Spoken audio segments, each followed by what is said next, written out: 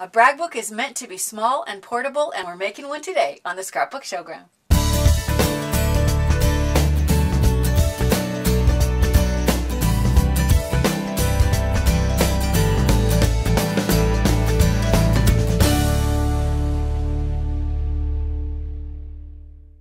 Hi, I'm Sandi Genovese and welcome to the Scrapbook Showground. Well, today we're going to make what I normally call a brag book. However, it's not actually a book. If you look here, you can see that it's a clear acrylic case, and when I open it up and I take what was the cover and I pull it around, you can see by looking on the side that it creates like a stand that holds a whole bunch of loose photos. So what would be like the first page or sort of the title page is this loose first page, and when I pull out the tag, you can see that I've just written with a white pen who the photos are taken of and the year, and then as I go through all of the pages inside, in this case you can see that I've handwritten and I've got a rub-on letter, and it's a picture of Nico. Here is Nico with his mom. And if I go through, sometimes there's rub-ons, sometimes this happens to be a vellum alphabet, sometimes I just handwritten with a pen. But what's unique is having the photos loose like this makes it so much easier as you get new photos that you want to share with your friends of your kids or your grandkids. You don't have to have a whole new book to make. You just take these photos out and you put new photos in. It's very cool. The thing that makes it work is this container. And here is a blank, an empty one. It looks like a CD case. However, all of my CD cases, they only open halfway like this. And this needs to open that extra distance that makes it stand up like this little stand that you see. So what we've done, I've seen these before as like calendars, but I didn't want to buy a calendar. I just wanted the case. So we went ahead and we bought some, and if you're in the same dilemma and you would like to do this project, you can buy them from us on our website. There will be a link and you just click on it. Now once you have the case, this particular one is 5.5 inches tall by 4 3/4 inches wide. So that's going to dictate the size of the pages inside. We're going to start by creating this front page. So I'll bring up the first paper, which happens to be like a craft paper. Mine has some little speckles in it. But what I wanted was I wanted it to have the look of sort of pinstripes. And in order for that to happen, I'm going to use a fine pen, but if you look at it closely, you can see that the stripes, while they're parallel with the top and the bottom, they're not written against a ruler. They're not perfectly straight. I wanted that sort of random look, so I'm going to take my pen, and notice this one is a 005. It's a very fine tip on this pen, and I'm going to use the ruler. I love these rulers that have these lines inside because I'm going to use it as a guide. So when this black line is lined up with the top of my paper, and I'll turn it so I can actually hold on to the ruler at the same time. When this is straight with the top, it's going to be the straight line that I want. But instead of putting my pen against the ruler, I'm just using it as a mark, as a guide to show me roughly where I want this to go. And I like the lines to look not perfect. See how you can see? And then I'll go ahead and I'll do a skinny line next to it. I want that waviness. I think it's fun. And then the next one, you know, I might decide that the next one I want to space it down about this far. So I don't even know how many. I'm saying roughly it's about a 1/2 inch down. And I'm going to draw that first line, and then I'll go back. Each one of my lines are actually double lines. And then the third line, because these are spaced fairly large apart, this time I'm going to use maybe like the marks of my 1/4 inch, because that's going to be a real skinny distance between the next batch. And I'll go ahead and I'll draw those lines. I'll draw the first one so you get the idea. And then I'll put the little narrow line that goes with it. So you can see how I've begun to create the pinstriping just like on the finished one here. Now to create the elements that sit on top of this, what I did, I began with black paper And I picked a phrase. So the phrase that I've written, I'll sort of turn it so maybe you can read it. It says, they are grandkids.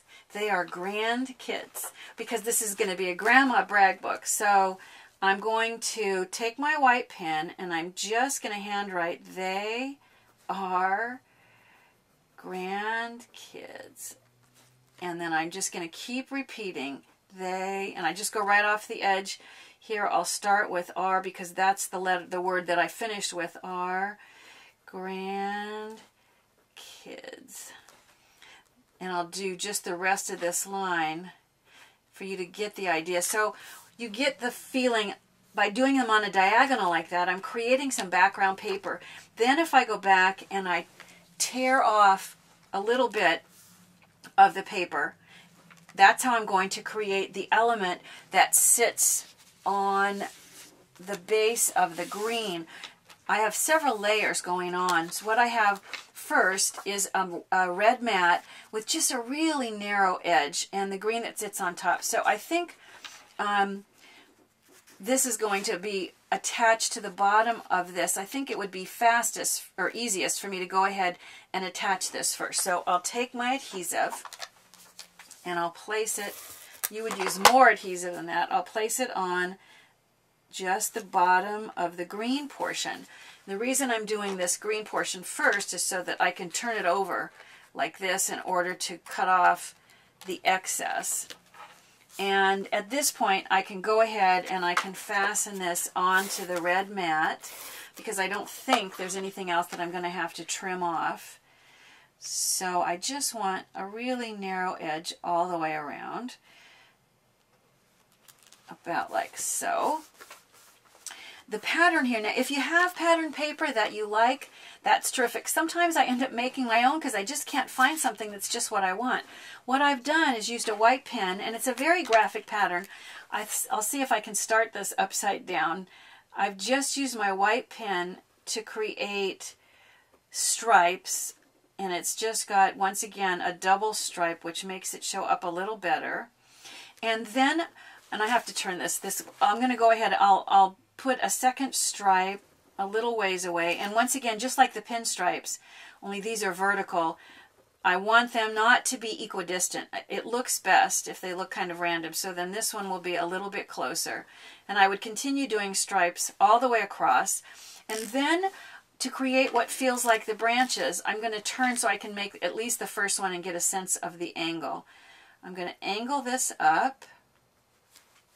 And then I'm going to just draw, these are really just like little circles or ovals that I'm going to do on both sides of that branch. And if I just come up here and add another one and do the same thing, I'm going to finish it off, I think, with a little one on the end. So it looks more like a real leaf, sort of like a fern. And you would just continue creating that, and as you do this line, you would go in between. So I would create one here, let's say, and then, you know, go back and do the same kind of decoration going down, so that when you look back at the finished one, you can see how easy it is to create that background. If you had to do a lot of these, it's a little bit tedious, but if you can't find the right paper or it's just kind of expensive, this is a great alternative. Now to look at the pocket, I started, here you can see that I'm going to have a tag, and this is nice textured paper. I've cut it, oh gosh, it looks to me like it's maybe an inch, it might be 3/4 of an inch. And I'm going to go ahead and cut it into a tag shape, and I'll take a punch. See if I can find a good size punch here. This size should work. And I think this is an 1/8 inch, which I think is sort of a good size hole for inside that tag. I'll use the white pen to write on there, and I'll also place in this little hole ribbon, and it's much easier to start with ribbon that's much longer than you want. So I'm going to loop my ribbon, and I'll poke it through like so. I'll get my hands out of the way, and you can see I'm going to pull it through, and then I'll take the ends and just stuff them back through this hole. And when I pull it tight, I end up with the amount of ribbon that I like sticking out of the top, and then I'll go back and trim off however much. Once I put it in the pocket, it will probably dictate just how much I can, how much ribbon can show without going outside of the box. So I may have to trim this even a little shorter once it comes time to place this onto the page, into the pocket. But if you look back here, you can see that the pocket that this is going to go into is pink paper. Once again, in order to create that, I didn't have quite the shade of pink that I wanted, so I just took, this is what's called a chalk ink pad, and it's got 2 layers. It's got the cover, and then it's, in addition, it's got this other protection, and all I'm going to do is just rub it right onto the paper. And notice that I have this tablet behind here. Sometimes what I like about making it yourself is it gives you the ability to be able to shade in some other colors. So I'm going to bring in the same chalk style of ink pad, but this one is a red, and I'm going to see if I just dab a little bit of red on there. I don't want to turn the whole thing red. I just want some rosiness. So now I'll go back and I'll blend those together, and you can create some really cool effects with those chalk ink pads. Then once it's trimmed out, here's one that I've trimmed that is a good size, and it's important that it be wide enough that when you slide in the tag, you have room to still put the foam adhesive on the sides and the tag will still fit. So I'm going to take some foam adhesive and I'm going to cut this into a narrow piece that I can place. I'll place it on one side and snip off the excess, and then I will cut another little narrow strip, place it on the other side, and once again I'll trim off the excess. And I also need a little bit, I want some on the bottom, and in this case it may not need to be so narrow. I want to make sure that my tag will clear, and then depending on how much I want of the tag to stick out, that dictates how wide this piece of foam is going to be at the bottom. So it looks to me like I need a strip that's at least double the thickness of the pieces that are there, and it looks like it's about this long. Let's see how close I came to that. So I'm going to go ahead and place this on the bottom.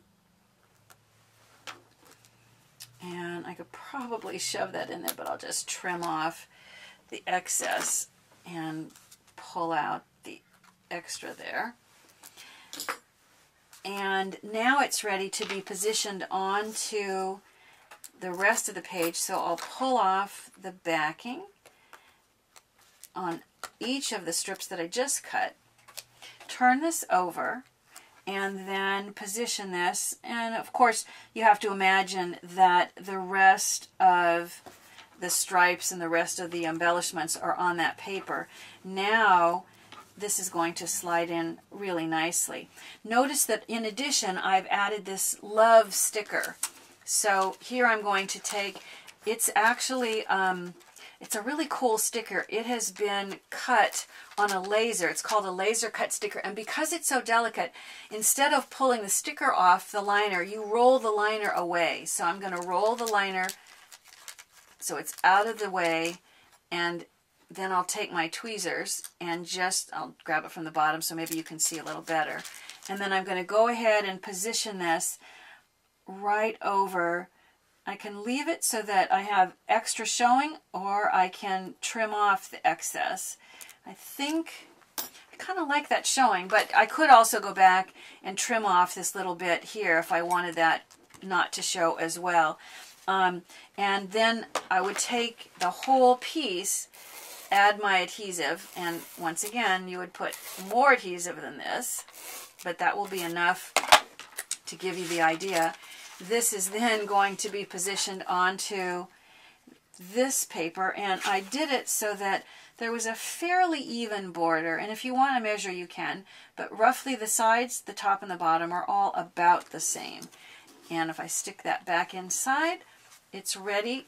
That gives you like the cover or the title page for the brag book. And then you could just place photos inside, but because the size, this size is not a convenient, it's not a 4x6, it's not going to match the size of the photos. What I did was I just took, and I have white paper that's the size that's going to fit right into the container, and I'll go ahead and I'll place the photo, and I'll put enough adhesive to hold it just to show you. I've trimmed the photo. It was 6 inches, and I needed it to be 5.5. So I've trimmed a 1/2 inch off the top and the bottom in order to create the right height. And then I trimmed some off the edge just because I didn't want, you know, any other background. It's such a great photo. I wanted it to just show the way it was. Now for this area here, I'm going to write, and this time I want a thick pin. So instead of the 005, I don't know if you can get in and see this, but this is just a 08, which is a much, much fatter pin. And I'll go ahead and I'll write Laguna. Now you could write first with a pencil if you want to be safe, and then write over your pencil. And in order to make the letters look a little bit more like rub-ons, I like to go back once I've written it once, and there isn't time for me to do the whole thing, but I go back in and I shade just in some of the areas. I make everything a little darker, but on the places where there's curves, like the bottom of that A, or if you look over here, I'll make the curvy part of the base of that G thick, and here it really looks good to thicken up the base of the leg or the stem. I don't know what you call that part of the G. And you'd continue doing that as you go across. You can see how it starts to really look cool. Once you've done the whole thing, then I'm going to add the last little touch, which is just these couple of vellum stickers, and they happen to come off of the same strip. So I noticed that the first one, which is purple, and it's very narrow, I actually stuck it right over the photo because I wasn't intending to, but when I stuck the purple vellum sticker over the blue sky and the sea of this, it intensified the color, and it was so pretty. I really liked it. So I stuck that right over a little edge of the photo, and then I'll take this green, and it's the reason that you want to do the writing, in my case, Laguna Beach first, because this is going to go right over the top of some of those letters. The beauty of the vellum, it really shines when you place it over the top of something and you can see through, and you get the idea that it's vellum. And then any place that it overlaps, you just are going to trim it off. And I'll trim off this edge as well.